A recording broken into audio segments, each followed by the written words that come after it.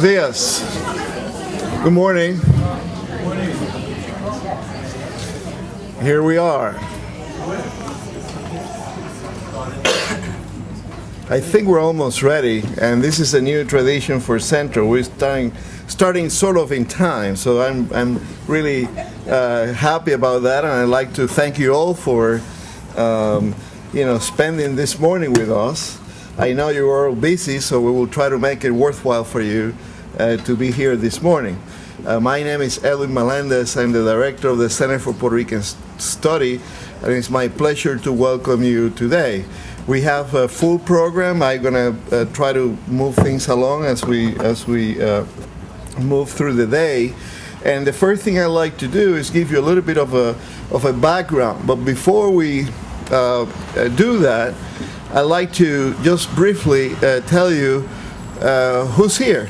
Okay, unfortunately, we don't have the time to go through individual introductions, but in this circle here are the education folks, the School for Education, and yeah, all right. In a circle, like they taught us in kindergarten. That's good. Okay. And the method of this madness that we're going to do is a proven method to engage people in a conversation. We have circles that represent the various schools. In the back there, we have the host of the conference, the School of Social Work folks, and they're ready to go. In that corner, we have the health folks, and in this table, of course, we got the table, the urban planning faculty and students. No coincidence we got to sit in the front. Anyway, so let me just go quickly through a little bit of a background. I only want to take a few minutes, not long, and then I will introduce the keynote speaker that will really frame the conference for us. Let me start by offering a disclaimer. Where is Frederick? Oh, you're ready. Okay. I didn't say you there. Okay. Let's start with a disclaimer. This conference is sponsored by FIPSI, though they don't really endorse everything we're going to say. FIPSI is the Fund for the Improvement of Post-Secondary Education. They're a specialized unit in the Department of Education, the U.S. Department of Education, that supports innovation in higher education or post-secondary education. So what I want to do very quickly, actually the agenda might be an overkill. I gotta really, this was prepared for a meeting for the chairs. We have about 12, 15 chairs across the Hunter College that met before we did to talk a little bit about the same topic that we're going to talk about today. And this was sort of the presentation that we made to them. I just updated it slightly for today's conference. So I just want to tell you a little bit about what this is all about.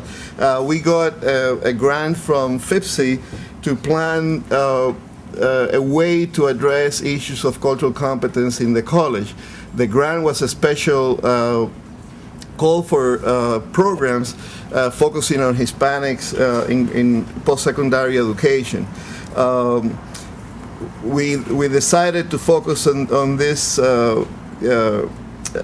topic because we think that cultural competence is something that will bring all the professional schools together and some of the professional departments, the School of Art, something that we can work together in terms of rethinking how addressing issues of a diverse population has changed over the last couple of decades in the city, and how can we best train our students to, and how can we engage faculty in rethinking the way we train our students and what we do with communities. So all that to say that around each of the round tables you'll see representation from faculty and students, obviously, but we also try to bring some external stakeholders, community folks, agency folks, to inform what they like to see us do. and then for us to think about how we like to respond to the demands from the field. This is just a first-year program. We hope to continue the work. We're waiting eagerly for the new call for proposals to come out. I hope that we will not have to limit our scope to just Puerto Ricans and Latinos, that we will have a broader scope in years to follow. You know, I can go on and why is this important, but I don't have time for anecdotes here. But anyway, but it's important for all of us to rethink the way we relate to each other in a broad sense. The goals of the initiatives are very simply to support the work that faculty and students, what we do in terms of rethinking the curriculum and so on and so forth. Examples of current activities include a very comprehensive bibliography that is reaching about 800 entries so far. And as you know, that's just a first step. Just because we identify a literature, a very deep literature in some areas like health and certainly in education and so on, very shallow in urban planning and other areas. So we have gaps that we like to not only identify but to fill. We have also done workshops, and we hope during the summer and next fall that we will continue this work. So ideas as to what that agenda is going to look like for next year are really welcome in this conversation, in the conversation this morning. So the conference goals are very simple. What we like to do is focus on some key questions that most of you have seen before. How do we address the issues of diversity in the curriculum? How can we talk about reforming, rethinking what we offer? And more generally, how can we better train our students? So this morning program is as easy as 1, 2, 3. The cue. I think you changed, didn't we? Oh, okay, we missed one slide. Well, anyway, it's as easy as 1, 2. We're going to have a keynote speaker, we're going to have roundtables, and then we're going to have a panel. 1, 2, 3. So after the conference, we hope to prepare the follow-up to this event. We get your feedback. We will have 1 semester. We still have funding for next fall, and we'll try to reapply for years 3 to 4, 2, 3, 4. I'm sorry. So anyway, welcome, and we're going to have a very productive morning. It is my pleasure now. Oh, there it is. We got to practice. It is my pleasure. It is my pleasure to introduce an old friend, Emilio Colegio. His bio is a very distinguished career. He's a doctor by training. He's a high-level administrator, has been a very high administrator for a long time. But I met him when he was actually a researcher doing studies on the effects of smoking on young people. And he was very much engaged with the community, and it was not just about understanding how teenagers got engaged with smoking and what we could do, but he also did a tremendous outreach with the community to implement prevention programs and remediation. Once kids started smoking, what can we do, and so forth. It was very successful. Many friends came out of that project. He has trained many people in the subject that we're going to discuss. Now, let me just say one word. Why is it that I thought Emilio was the perfect person to open the conference, and a lot of people agree with me. He has done what we are about to talk in actual terms in large systems where cultural competence is a day-to-day occurrence. He has trained doctors and physicians on clinical practices that are culturally relevant and appropriate. He has also overseeing changes in hospitals and other clinical organizations that provide those services, that oversee what practitioners and clinicians and doctors do. Okay, and he has also, and is still, a high-level administrator that looks at how to oversee the system, the controls that you have to put in place, the oversight that you need to put in place to make those practice, both by organizations and by clinicians, be effective over the long haul. He looks into Medicare regulations, he looks into all kinds of things. So I don't want to preempt your talk, but I'm very excited that we have you here this morning, Emilio. Thank you. Muchas gracias. Thank you very much. I feel like it's like Nochebuena or Thanksgiving, because I see friends here from decades and that I haven't seen for decades. So it's very nice to be here, and I thank Edwin for inviting me, and it's really. It's really great that here I am, someone who's in the field of medicine and public health, coming here to a school of social work and talking with educators and talking with other people in public health, talking with urban planners, and it's this kind of cross-cultural interaction, making bridges that really generates growth and knowledge. So if I can figure out how to advance my slides, I can start talking to you. Page down and then go back to this computer. Right, okay. This one. Page down and then page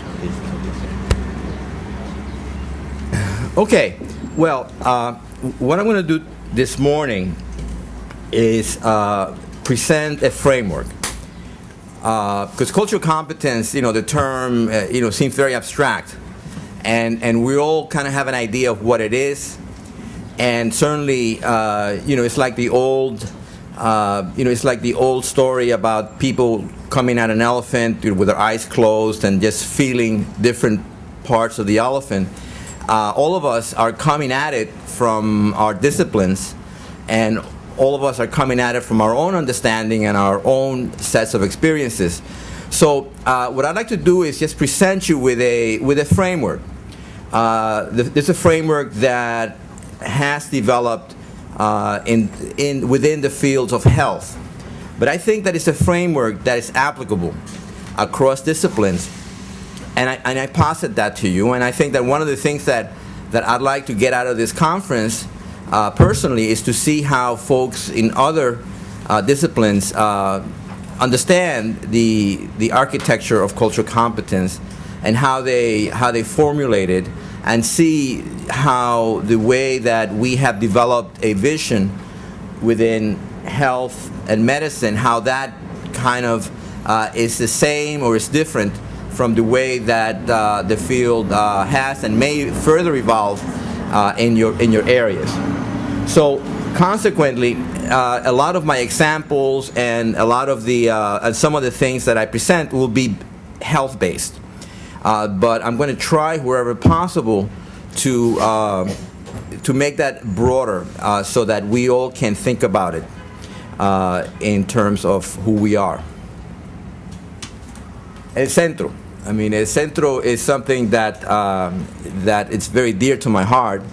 The centro was born out of a struggle. The centro was born in a very specific time in history, and it was created really for a desire for knowledge. The Puerto Rican community really was abandoned in terms of historical knowledge and in terms of understanding the dynamics of immigration and understanding how it is that we got here and what the background is. So there were really scholars, community activists, community advocates came together and really looked for a way to address social justice, knowledge, diversity, and also cultural competency. Because cultural competency is a term that, a term of art that's been around for some years, but cultural competency has been a struggle for decades. It's not something new. It's not something that just appeared in the literature. It's something that's been there for a long, long time. Frank Bonilla, José Nieves, Josh Caro, Nick Sanchez, María Canino, Pedro Pedraza de las Piedras, Ana Juarbe, who came in. I mean, these are the folks that made it happen a long, long time ago when we were teenagers. We were under 10. Then it was a time of PRSU. I mean, we had PSP, we had PRSU.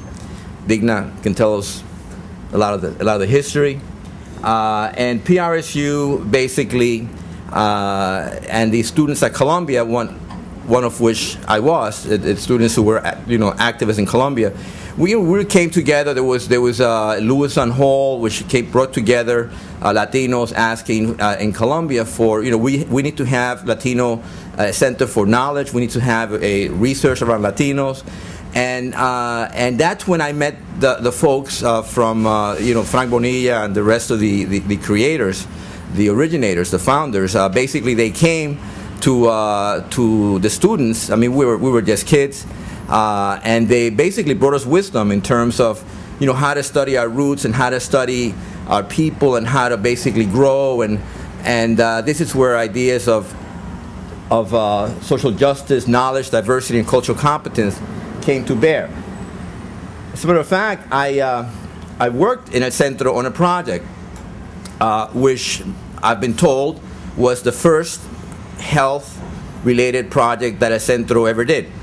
And this was, I believe it was in 1973, and it was a project directed by Dr. Marilyn Aguirre Molina, who most of you know, who would be here. I think she said that Edwin didn't properly tell her, but I think he did, and I don't know, I won't get involved in that. You know what I'm doing is? But Marilyn is a dear friend. We've been friends for many, many years.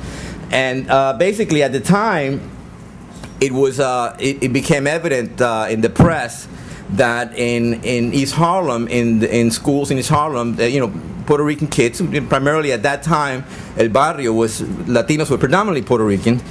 There was, the kids were put on methylphenidate, Ritalin, which was a drug that at the time wasn't really known. It wasn't really understood, what the consequences were, etc. So El Centro said, well, wait a minute, what is this? This is something that is affecting our community. So Marilyn basically started a project to study this, and she recruited me, and I spent the summer working with her on this project. And what we did is we went to Boston, to Harvard, and we interviewed Leon Eisenberg, the psychiatrist that was basically promoting the use of Ritalin. We understood his perspective. We met with the principals. We met with physicians. We met with parents. And somewhere in the archives of El Centro, you will find the study. I don't have a copy, so I couldn't share it with you. But anyway, this is an example of cultural competence. This is an example because here you have these schools in El Barrio where there's a kid who is acting out, and she's been making noise and not listening to class, and the first thing that, not being able to understand the environment and the social context and the culture of the child, the situation is medicalized. And it's medicalized, and the child is given a medication, which has all kinds of effects. And medications are good. I mean, I'm a doctor. We use medications when you need them. Okay. There's always a cost benefit with medications. If you have a child who didn't have breakfast, has a very complicated family life, who has suffered losses, that child's going to be acting out. It's not that there's anything wrong with his or her brain that requires medication. So the cultural competence, it means that the principle, and I say the principle because as I will say, show in a little bit, cultural competence has to be addressed from the top. It has to come from the bottom, but it has to be addressed and it has to be led from the top. If the principles had been culturally competent, If and at the time, I mean, there was, now that you see a lot of Latinos who are principals here and principals there, and they're deans here and deans there. It was not so in that time. I mean, that was you didn't see that.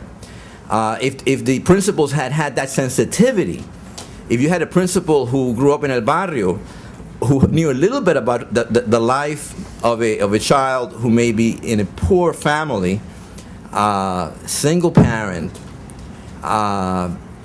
stressed by immigration changes, stressed by social changes, that principal could have told the school nurse, well, let's think twice about this, and spoken to the physician and spoken to the teachers. So I think that El Centro was working on cultural competence long before the term became de rigueur and it became a term of art.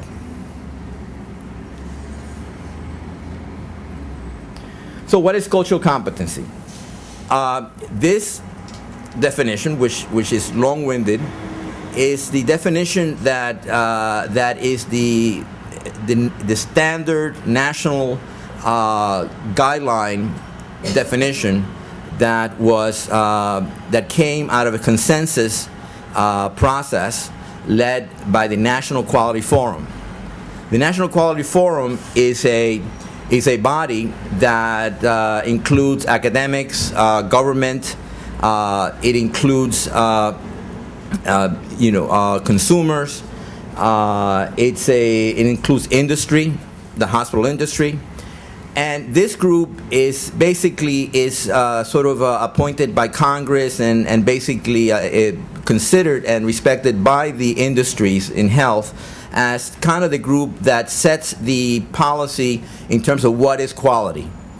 This is a group that acts as a gatekeeper for what quality is. And this group has looked at all aspects of quality in healthcare, and I was fortunate to be the chairperson of the steering committee of the group that basically tackled cultural competence.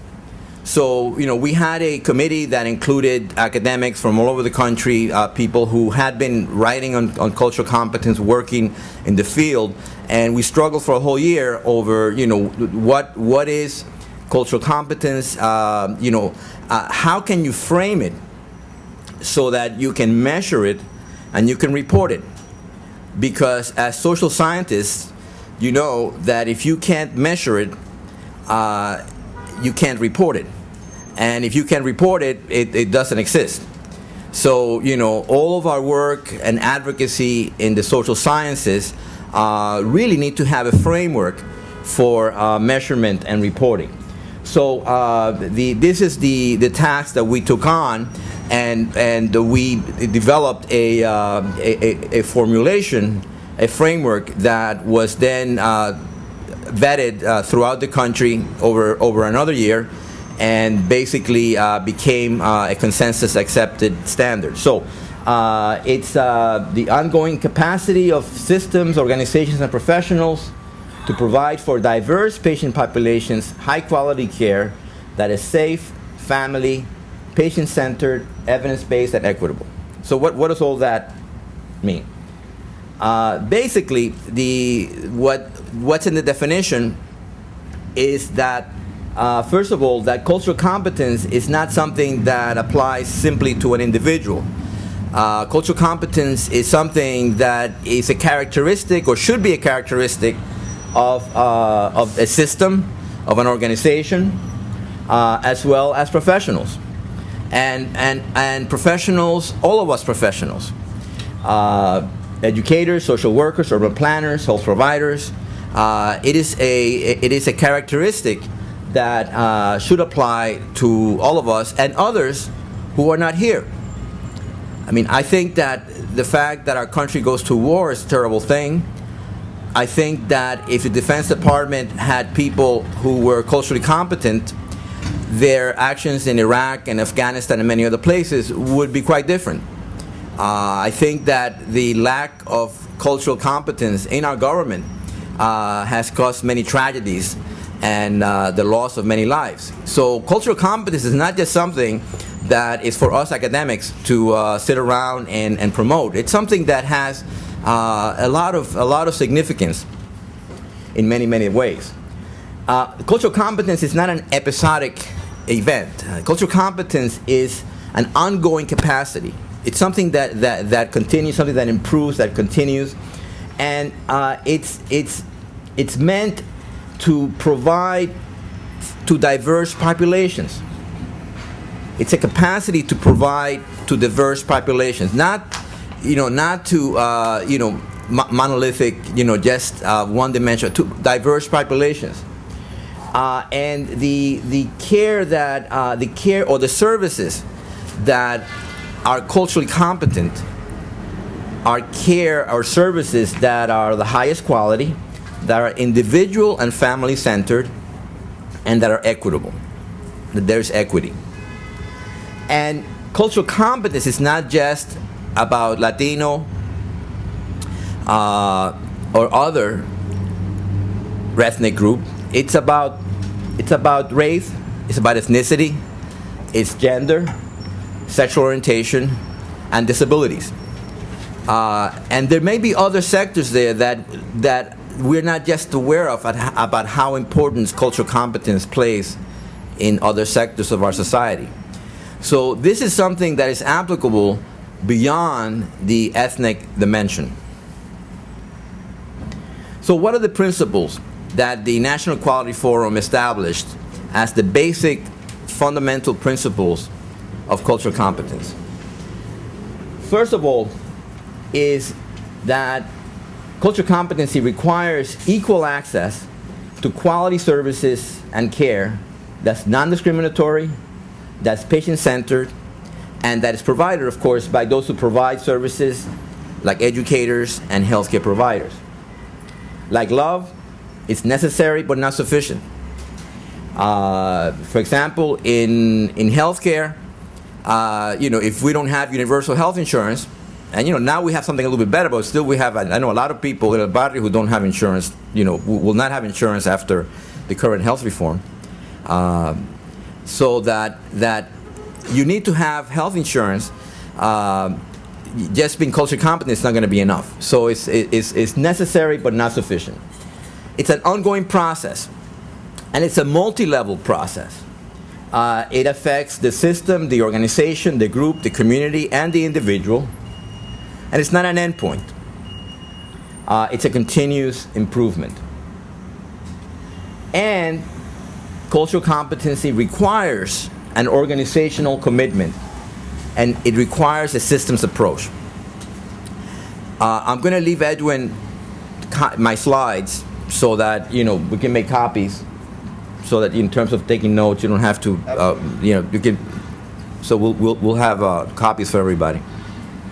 So these are the principles of cultural competency. And what are the domains of cultural competency?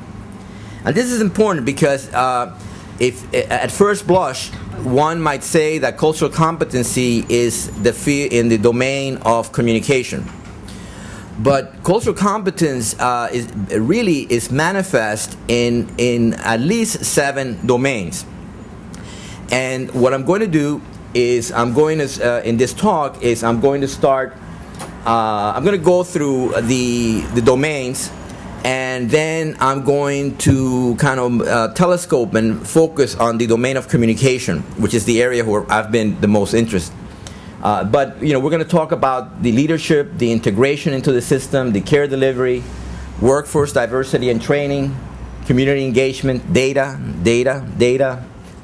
and the communication. So we're going to go through each of these briefly.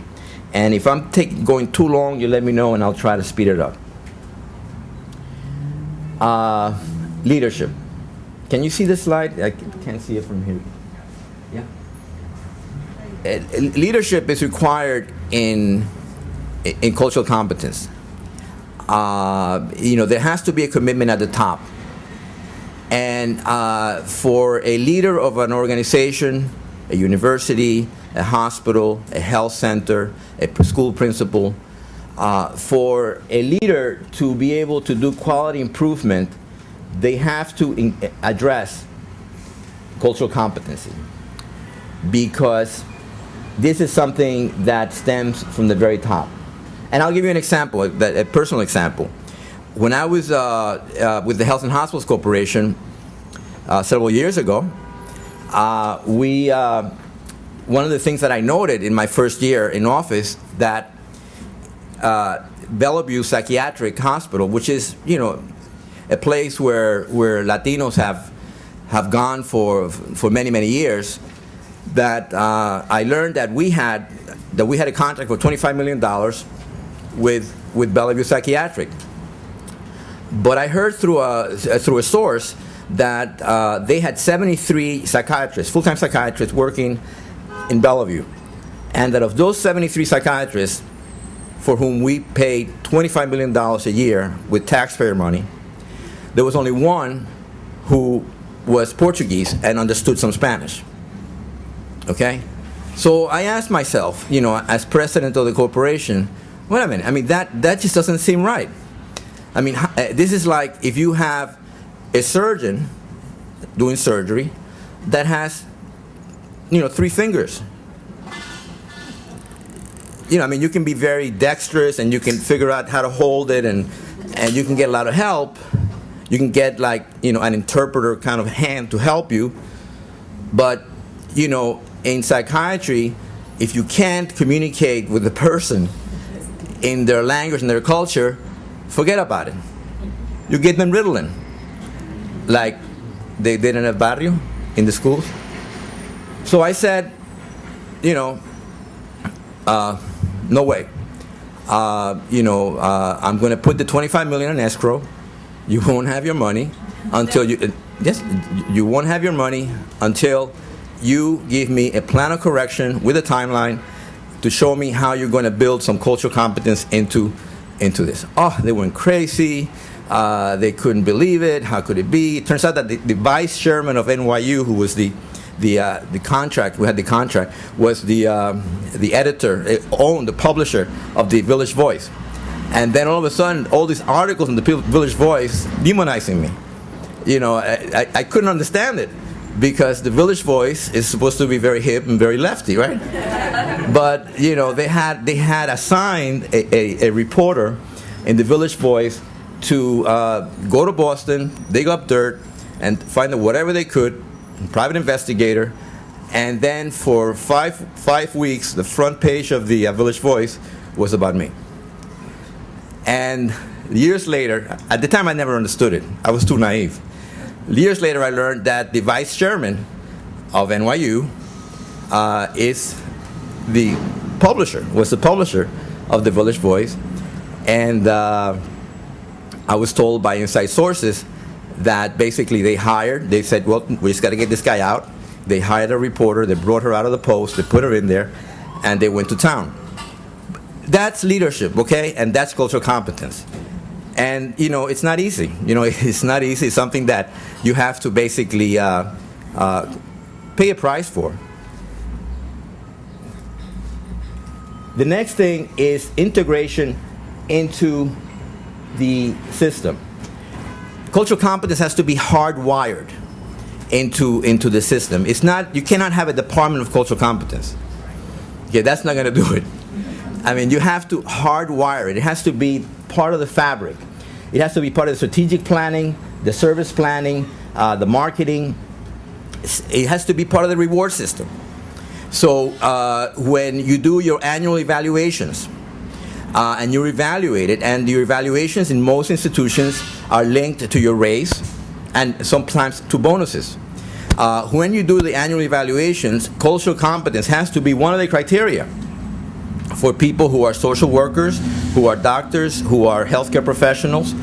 So there has to be accountability at the level of your pocket through your evaluations. In terms of care delivery and supporting mechanisms, the environment has to be culturally competent. You know, health literacy is where, you know, a lot of people can't read. So you have to have symbols like they do in the subways in Mexico for those people who can't read. The food has to be palatable. The food has to be culturally appropriate. So the addressing cultural competence is something that should be reflected in the physical environment. a diverse workforce. The people who provide services should reflect the people who are receiving the services. I mean, this is a basic axiomatic term that I think we ascribe to. So the workforce is something that has to be very much in the front burner. We've done a lot of work over the years with Latino students, Boricua Health Organization, and other work to get more young people into the profession. It's a must. Engaging the community. This is something that Edwin and Edith would recognize. This is the Mission Hill projects in Boston, and the Mission Hill projects in Boston are I mean, I won't say are because I really haven't been around there for a while. I don't know what the changes have been, but they used to be basically just terrible. They had the highest infant mortality rates in all of Boston. And the funny thing is that there was this avenue called Huntington Avenue with the trolley that basically separated these projects from the greatest medical center in the world, the Children's Hospital of Boston, that basically is like, the highest high-tech, all kids can get saved. And they were across the street from each other. So some of us from the Harvard School of Public Health were able to cross the street, engage the community, and we started a program of promotoras that worked with the young women who were most at risk for infant mortality of their babies. And data. I mean, data. Data is very important. You can't read probably the T-shirts, but this is Negro, Black, Mulatto. It says over the years how, in terms of collecting data about race, ethnicity, how we've been all over the place. So the way that we've jumped around makes it very hard to collect data. Data has to be standardized and has to be transparent. Transparency is very important. If you can't measure it, you can't report it, and if you don't report it, you can't correct it. Okay? You have to measure the data, report it, so that you can basically do advocacy and correct it. And last but not least is communication. Clear patient-provider communication is something that is most important. And this figure is taken from the Institute of Medicine's report on unequal treatment, which basically came out in 2003 and showed some very hard data indicating that even people who had the same level of health insurance, Medicare, showed very, very statistically significant disparities in health services between black and white. And Latinos were not really looked at that much, but Latinos, of course, should have been part of that equation. This particular figure indicates the data, what the data shows. The data shows that there is a statistical link between communication and satisfaction. And this is something that applies in social work, applies in health, applies in every field. You communicate, satisfaction improves, and when there is satisfaction, adherence also is linked, and there's a lot of proof to this. Adherence basically means that the person you come up with a plan together, and that the person will continue and do the plan. I mean, all of us can be very frustrated. We can spend a lot of time working with a client, with a patient, and we don't have communication, we don't have satisfaction, we don't have adherence. And we know that if you don't have adherence, your outcomes are going to be lousy. And we also have data to show that satisfaction can directly impact on health outcomes. So what I want to just talk maybe another 5-10 minutes about is an approach. I'm sorry. I can't hear you. Yeah, I'll take care of it. Thank you. Okay. No worries. Okay. Okay, thank you. All right. Wait a minute. Okay. Go ahead. My hearing was much better back in the days. one approach that that we've worked on for many years is the approach of the patient-based approach. It's the individual approach, and I will show you and tell you why it's important that when we work on cross-cultural communication, that we look at the individual. Okay, this approach is dynamic, and it focuses on the social and cultural characteristics of the client, of the patient, and it basically provides tools for the provider to be able to facilitate communication. And so what do we mean by that? We mean a number of things. The first thing is language interpretation. Okay, that and this is very basic. If you don't have the language properly considered and interpreted, you're not going to have any communication. There is when there is good language interpretation, there is opportunities for cultural brokering to basically bridge the culture and help the provider understand the culture of the client. There's many concerns. There are dual role interpreters. This is like you're in a hospital, you're sick, and you don't speak English, and then the person that is doing the housekeeping is brought over to do the interpreting, and this person is trained to do a certain job. They're not trained as interpreters, so that's a problem. And then the worst sin of all is the ad hoc interpreters, which is the having the family and having children do the interpretation can be traumatizing for life. Not to mention give you a very bad interpretation. So these are terrible problems that we see every day. Errors of omission, basically where the person goes on, goes on for about maybe 30 sentences, and then the interpreter says, she says that tomorrow she's going to feel better.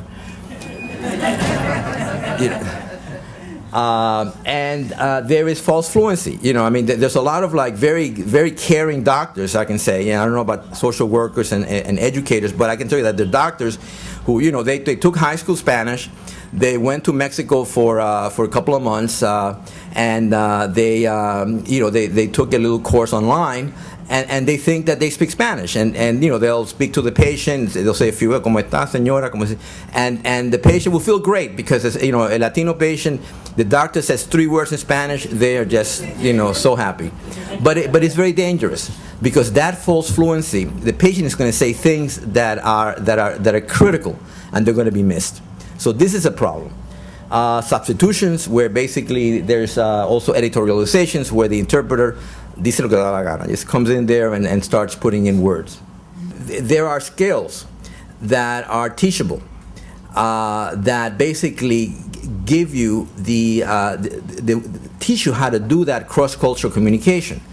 It's like the old Native American legend about the guy who basically they were trying to cover the earth with leather. They said, well, no, forget about that. Let's just put some leather in our bottom of our feet. They got some moccasins going, and then here we are with all kinds of shoes. So you got to make that tool, right? We got to find that tool, and we got to find that tool that we can use to communicate with anybody. And basically, it's about respect. It's about basically understanding, having some self-understanding of where you are, of being able to draw out, understanding that there's a different meaning with the person, and asking the key questions. And there's some key questions to learn what their meaning is. Asking some very simple questions. And trying to frame their context, where they come from, and then being able to acknowledge their beliefs and being able to present your beliefs in a way that is culturally syntonic and kind of like consistent with the person's perspective, and have some negotiation. So I have a paper that I think I can give you the reference that we did some years ago that spells out that whole sequence very clearly, that we published with Betancourt and Green. But definitely, it's a skill. It can be taught, and it's been taught in many medical schools. It's been taught in many hospitals, and it's something that the whole idea of a patient-centered cross-cultural care is something that has really taken off, and I think it's the answer to your question. Well, I see that all those hands tell us that we're ready to go, and that was Emilio's job, and for that I thank you. So we will. We will now turn to the round table, but I don't want to go any further without really thanking the people that behind the scenes made this happen. I have to start with Luis Reyes, who actually is a coordinator of the program, has devoted long nights. You can imagine the poor old man there, working well, I mean, we have a thing going here. Okay, so thank you, and Frederic Torres, who actually works with Luis on the whole project. He also works with me on other things, but he has kind of devoted a lot of time to this. We also have some teams of people who are going to be kind of leading the roundtables. Manny Gonzalez couldn't be here, but Tony De Jesus, who actually started the whole thing on cultural competency last in a search conference last May and kind of sparked the interest in this area, is going to be facilitating that. And Alberto Guerrero actually was the research assistant that put together a lot of what you have there and helped Manny write assisted Manny in writing the essay that you have. In education, we have Professor Yvonne De Gaetano, who claims to be retired, but we don't let her go, along with Carla España, who also helped us put together the materials for that session. We have Professor Diana Romero in the corner, who helped, who led the effort in health, and Andrea Skornek. Did I pronounce that right? Sort of. Good enough. Actually facilitated all the research and worked with Diana in that work. And in urban planning, the author Sigmund Shipp is right now undergoing a small medical procedure, nothing to be worried about, but he couldn't be with us. And Lakshmi Rasmusbranian, did I get that right? Who's my colleague for a long time, I gladly accepted to lead the effort for us, and we have. So those are the roundtables facilitators. We're going to break for lunch, but if you have an urgent need to go for coffee or whatever, just we're not going to have a formal break because then we would never go back to the roundtable. So please, let's get going with the program. I will interrupt you for lunch, and then shortly after, we're going to have a panel of very important people in our academic life reacting to what happens there. Some of them are incognito, listening to what's happening, and they're going to react later on. So anyway, let's have a very productive morning. Get to work. Thank you. I want to put it out there. What is the issue that you see that is probably the most important? Now, Pedro's had money. Apart from money, how do we get our agencies, our schools to be more culturally competent? We're rowing this huge ship, right? The rowers are in place. That's who we have to row with. We can't say, okay, get out and bring in culturally competent people. So I think the key to all of this is development, training, and creating an environment that is non-discriminatory. That is premised on having people who are culturally competent. It's more than just helping people develop cultural knowledge, but that they have to act in ways that display their cultural competence, and by doing so, it makes them more effective teachers.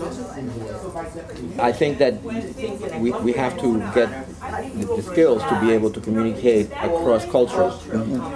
Whether you're Chinese with a Nigerian, whether you are Puerto Rican with a Venezuelan, with everybody, and that cultural categories can be really very stereotypic and racist. Like the whole idea that Latinos are ay bendito, that they're just about family, and that they are present-oriented, that they are pessimistic, there's all these like categories that are really racist stereotypes, and some people think that teaching cultural competence is teaching categories, and that's very flawed because people are many things. I mean, somebody, maybe Latino, maybe they're Muslim, maybe they're Catholic, maybe they're gay, maybe they're straight, maybe they're bi, maybe they are poor, maybe they're rich, maybe they migrated 10 years ago, maybe they graduated 15. I mean, people are very complex, and you can't just say, well, this is like what Latinos, like the mother and the child and the grandmother, the same family, and they're very different. So you can't say this is a Puerto Rican, because that little boy is Puerto Rican, even though he doesn't speak. Doesn't speak Spanish and doesn't eat rice and beans. He's Puerto Rican, and so you can't make these kind of. So to be cross-cultural, you have to be able to understand the mother, understand the child, understand the grandmother, and be able to have that communication. Is it too radical to say that we need language training? Yeah. Is that why not? Why can't we say that? I mean, No, I don't think. Language training meaning if you're going to work in Hispanic communities, Latino communities, perhaps you should learn. It depends on where you're going to be, but you need to have language training because at least the keynote speaker said language is where it begins. for some people who work in certain communities. Right, but it should. If our program is going to be a bottom-up community-based program, maybe everybody should. I mean, why not? Or just the exposure to the foreign language in general, exposing you to a culture outside yourself. That sense of otherness that often only comes by walking over to the side. Right. Yeah, right. Yeah. Which is what I think that's what you